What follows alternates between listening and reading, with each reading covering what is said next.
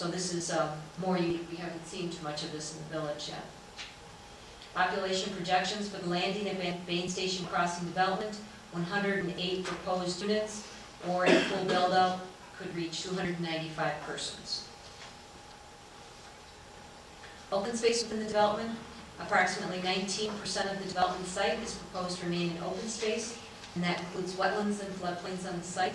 This does not include any other open space that's associated with the retention facilities within the development. Under public and private improvements, the 3 streets that come off of 85th Avenue, 83rd Street, 83rd Place, and 84th Street will all be private roads but constructed to public standards. Public sewer and water are being installed in all of the private roadways. Private storm sewers will be constructed in the private roadways, and they will be discharging to the 2 retention basins, as you can see on the slide. This then is a resolution to consider the approval of a preliminary condominium plat. Resolution 07-96 is for the landing at Bain Station Crossing condominium. The Planning Commission and the staff recommend approval of the resolution subject to the comments and conditions as outlined in the resolution you have before you. So moved resolution 07-96. Second. Motion by Steve, second by Monica. Further discussion on the second? Hearing none, those in favor? Aye. Opposed? So carries. Gene, do you want to take G and H together in the next one? Yes, please. Item G is to receive the Planning Commission recommendation to consider ordinance number 07-56 and 07-57. This is for a zoning map and zoning text amendment for the request of Robert Larson. This is for the L&R Enterprises of Pleasant Prairie. He is the owner of the property located at 7800 128th Street. This is to subdivide the property into 2 lots and create a planned unit development ordinance that is specific to these 2 properties. The field delineated wetlands on lot 1 are proposed to be rezoned to the C1 Lowland Resource Conservancy District. The non-wetland areas on lot 1 will remain in A3 agriculture-related manufacturing, warehouse, and marketing district. And then, taking along with that, item H is to receive the Planning Commission recommendation and consider the request of Robert Larson, agent for L&R Enterprises of Pleasant Prairie. He is the owner of the property located at 7800 128th Street. This is for approval of a certified survey map to subdivide the property into 2 parcels.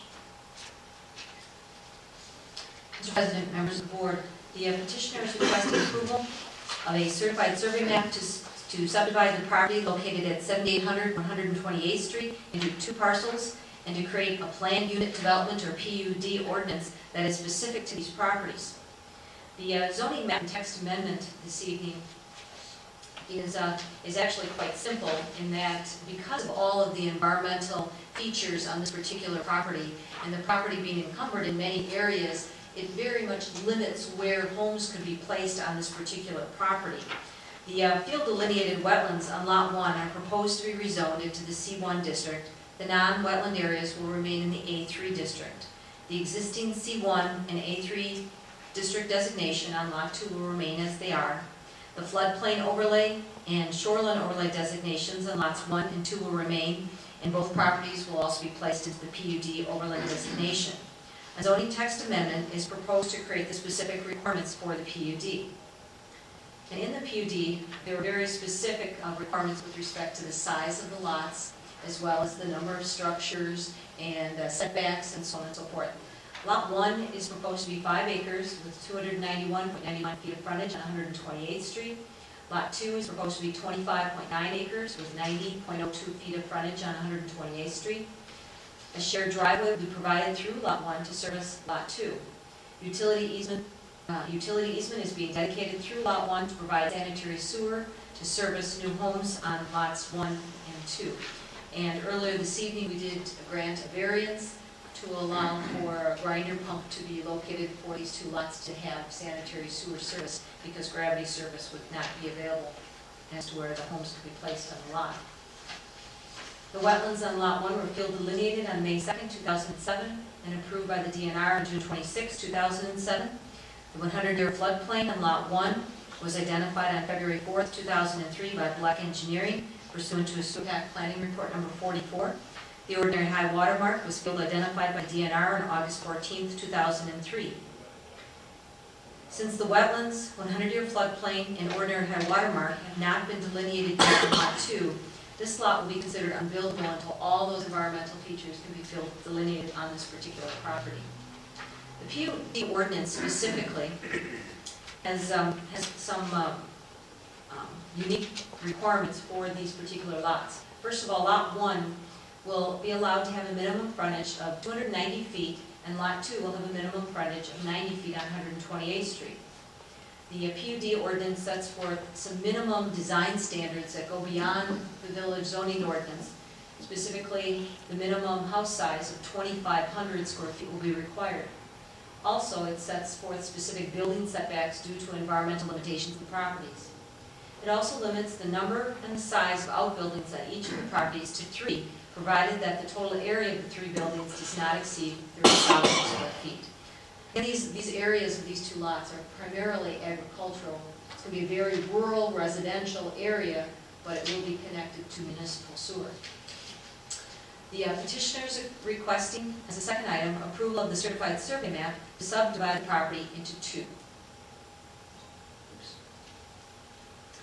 And this was a matter that we discussed earlier on the agenda this evening as part of the variance. And again, what they were trying to do is, initially they were trying to create 4 lots out of this large parcel of land, which is located down on 128th Street to the east of the village's treatment facility. The staff and the Plan Commission recommend approval of the amendments as well as the certified survey that we have before us. Move ordinance 7-56 and 57. Motion by Clyde, second by Mike for approval of ordinances 07-56 and 07-57. Any further discussion on these 2 items?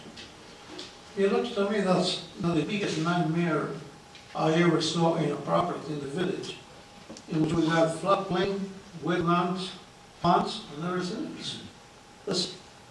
I don't remember seeing another plant like that before.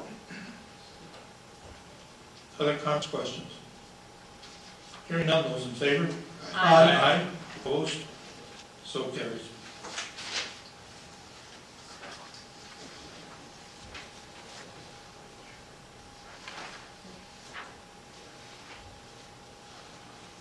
We have a motion on the survey map. So moved. Second. Motion by Steve, So seconded moved. by Clyde. Further comments or questions on this item? Hearing none, those in favor? Aye. Opposed? So carries. That brings us to item I, which is to receive the Planning Commission recommendation to consider ordinance number 07-58 for following text amendments. This is to create section 420-119D2 for NCC to permit veterinary emergency service offices as conditional use in the B2 district, to amend section 420-119K for N1 to allow the veterinary emergency services with an approved conditional use permit to be open 24 hours, to create section 420-148B for N1 20.1. This is to provide specific conditions for a veterinary emergency services office in the B2 district, and to create definitions in section 420-152 for veterinarian office and for veterinarian emergency services.